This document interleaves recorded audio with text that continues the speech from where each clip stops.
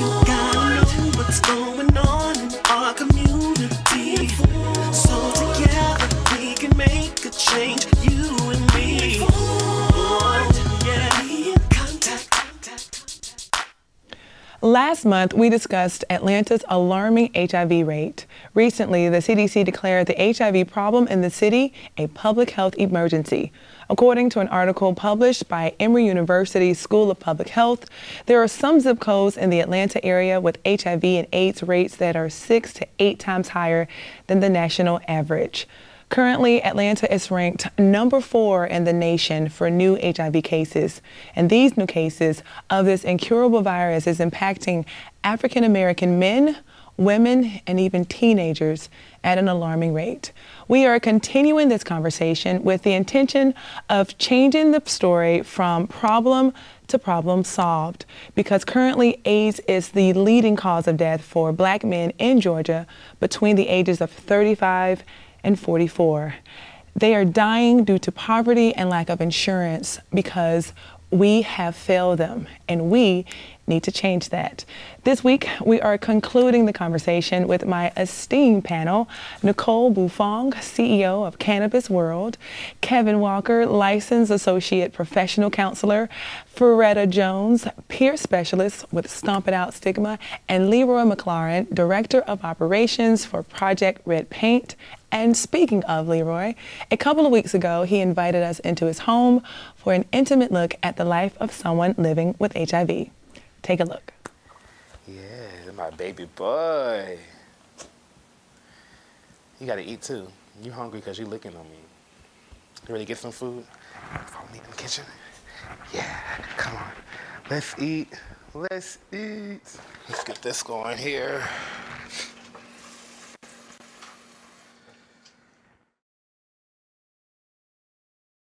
I normally get up in the morning, eat breakfast, take him outside, do some strolling, let him use the bathroom. Then, of course, I have to make sure that I'm keeping myself healthy and insane. Here we go. Always gotta take these. Every day, keep me going. It keeps me insane. It just lets me know that I'm definitely in control of myself, definitely in control of what I have going on. It's up to me to, you know, take care of myself. So it's simple. It's not hard at all.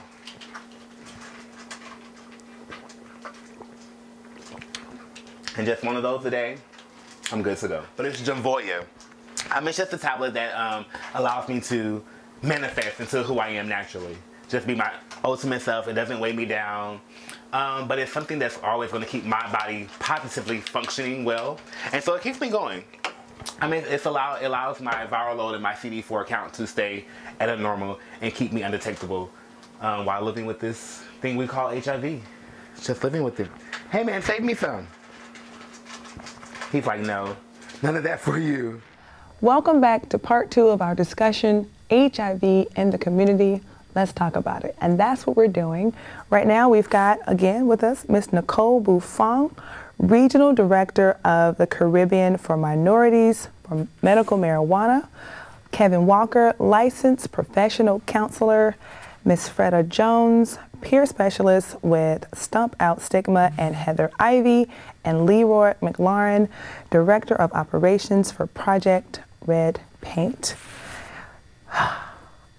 I'm so happy to have part 2, and I want to start with your story, Miss Freda. Okay. And could you elaborate a little bit more on the community of Black women who are infected, who are in heterosexual relationships?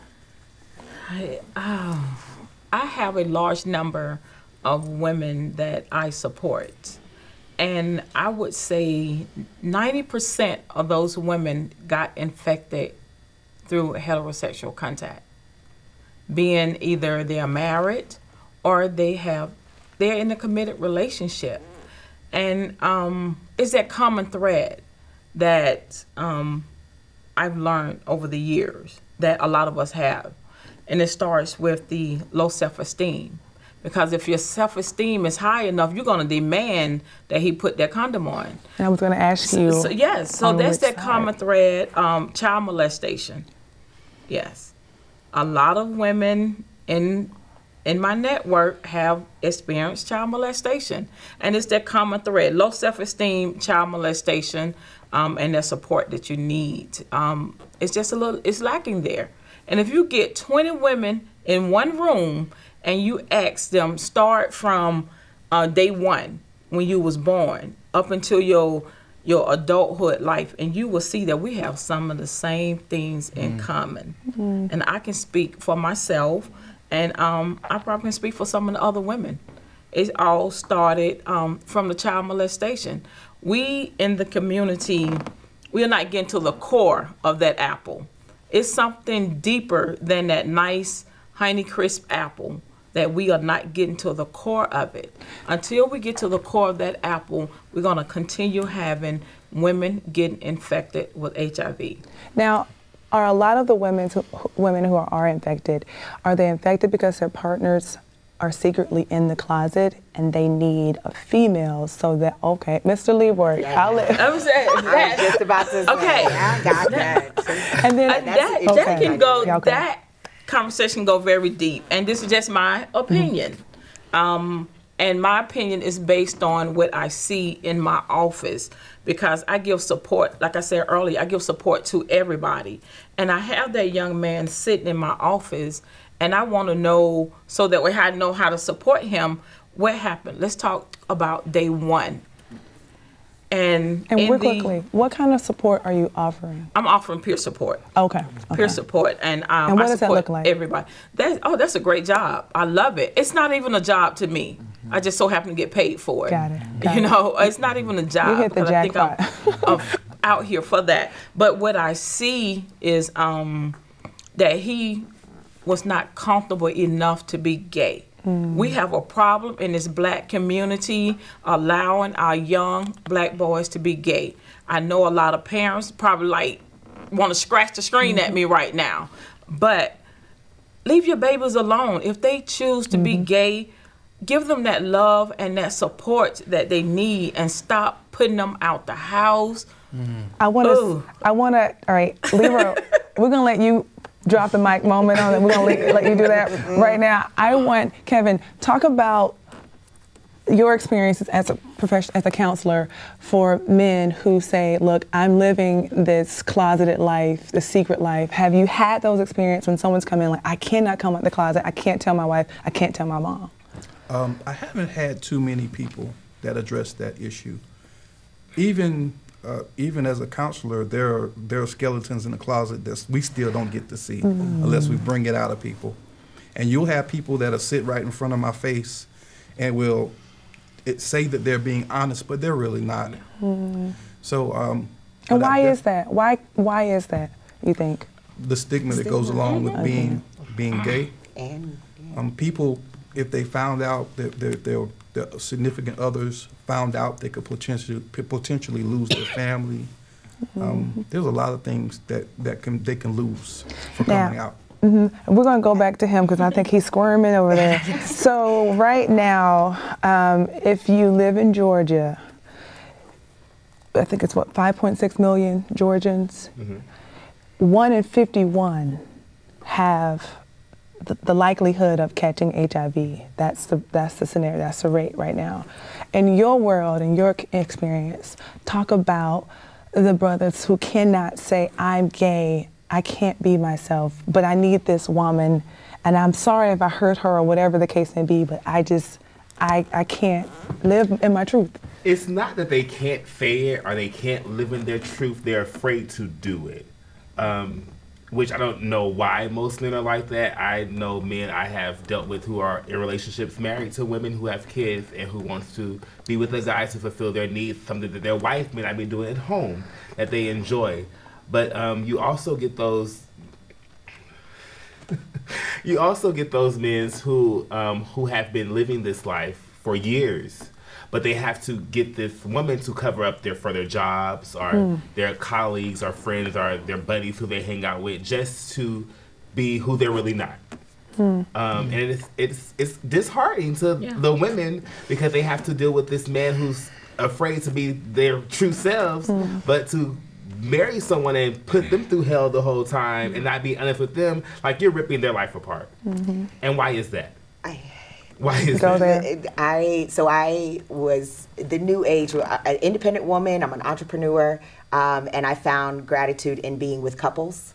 Because I was like the girlfriend of couples. Oh, okay. And okay. that was my role in the relationship that I was in, and I found out after I got diagnosed, the more I talked about it, how common it is, and so it's something quite common. It's very common. Yes. And so that And it's common. Let's make sure we're all in. Okay. You dropped the bomb on me, girl. I'm like, oh, okay. All right. So it's common for couples to seek out third parties, and sometimes it's a male. Sometimes a male, sometimes a female, sometimes it's both. Got it. It just depends, because honestly, there are couples that are honest enough with each other to say, okay, we could keep the secret between us. I like to sleep with men every now and then. I like to sleep with more than just one woman every now and then. And so those type of relationships is what I was drawn to. That lifestyle also at the time, I'm totally transparent, because that's what has gotten me through the last 2 years. I was using a lot of cocaine. And so that drug abuse led to me making decisions that were not the wisest decisions to make. And so I know that it came from unprotected sex. I was very cautious about, drug tools and things that I used. I never did injections or anything like that to expose myself to paraphernalia that would get me the virus through that way. So it contracted through sex, and unprotected sex. And then, once I got diagnosed and I started asking questions and letting my circle know what was happening, then things started coming out. Oh, I forgot to tell y'all I was sleeping with men too, kind of thing. And so that is and Atlanta feels like a breeding ground for it, because we have this new thing that the generation that we live in now calls it party and play. Yes. So it's a revolving circle. Yes. It's a revolving circle, and it's gotten bad now because it's not just cocaine, it's crystal meth. Yes. And we're losing our brothers and sisters every day to this drug, but this drug has you so hyped, so even thinking of a condom isn't even a thought in your mind. No. Like, you just want the sensation of getting whatever it is that you want to get out of it. So the condom is not even a thought. You have sex clubs, you have these different private parties. It's a scene. So, but it's a very secret scene. A very secret. It's not talked about. The stats of it is going higher and higher. Like it's not talked about. Atlanta is #1 in the new HIV epidemic, and it's becoming in cases. And it's not that it's growing here, but you have guys and women who are migrating to this place to seek out the help that they say that Atlanta offers. I haven't seen the help. I'm still looking for it. But it's that we're moving in, and it's starting with our young generations from 16 to 25. Yeah, it's rapid. It's so rapid. It's so rapid. It's so rapid. Never would have even thought about that when we look at the numbers and the statistics about that community. Yeah, that's it, and that's it. And it was, we thought we were being so open, and then I get my diagnosis. I'm in the middle of this ring. And then things start coming out. The truth starts coming out. Oh, well, I was sleeping with men. I wasn't really telling y'all. So you did have a conversation with those couples. Yeah. Got it. Oh, yeah, for sure. I had to. I felt, of course. I mean, we are still friends. I'm on a different path now, and I don't, not consider them my friends. But I know that I'm getting ready to leave the country. Like, how was that conversation, though? Oh, it was pretty powerful, and I did this from my hospital bed. I had to stay in the hospital a week because they had to test my kidneys and make sure my kidneys were functioning properly because my kidney function was so low. And that week, I went through opioid withdrawal that week. They had me on heavy narcotics, hence why before I came out of the hospital, I was off of opioids and narcotics, and I was using natural medicine. I had my family bringing me natural medicine in the hospital because I did not want to experience opioid withdrawal ever again in my life. So Yeah. Oh my God. So when you had the conversation with them, did they deny it? Were they like, oh? Well, the man was, don't tell anybody. You know, you don't want to put your business out there. I'm like, how am I not going to tell nobody? Like, you're the one that did. You don't say that in the black community. Right. Oh, I'm gay. Not comfortably. Not You know, right. it's hard to say. And I'm It's hard for me to say I'm a girlfriend of a couple. Right. And it all starts at home. You know, it starts at home. Right. So until we address our home issues, we're gonna keep the number gonna keep going up. Oh my goodness. Okay. So, all right, we'll have you weigh in on this, Kevin. Listen, I almost forgot what the question was because there was so many interesting insight and input that was being provided. What was the question? Yeah, I guess right now, to sum everything up, at the end of the day, I know we touched on stigma and we touched on, I guess, the swingers lifestyle. Then we talked about the download lifestyle. I guess that's the proper term for it, and the party and play. So we've got drugs, we've got sex, and I'm sure a little rock and roll. This one has our numbers rising, though, because people thinking it's newly found cases. Some of the cases are new, but these cases are coming. They're spearheaded now because it's more of our younger generation, and this is the thing that they do now. It's about sex parties and crystal meth and party and playing. We're going out. We're going to this person's house. We're going to do this and do that. Or even if it's not a lot. I think the stigma of it still being a gay disease is there, though. Even 20, 30, almost 30 years later, people are still saying that this is a gay disease. And Atlanta is the perfect example for how it's not a gay disease. And women that get infected by, you know, and so it's something that is running rampant throughout communities because we're not talking about it. That's in the Thank field you of for letting it be known that it's not only a gay disease. It's not. And in the field of psychology, we call it cognitive dissonance. It's where people attempt to avoid or say that there's no issue or no problem. It's like the issue is invisible. Just giving some piggyback on what you guys were saying. One of the biggest stigmas that I'm dealing with as a therapist, and just culture, is the cultural phenomenon in Atlanta. This is a very different city. We're the number one entertainment city in the country right now. A lot of people want to come here.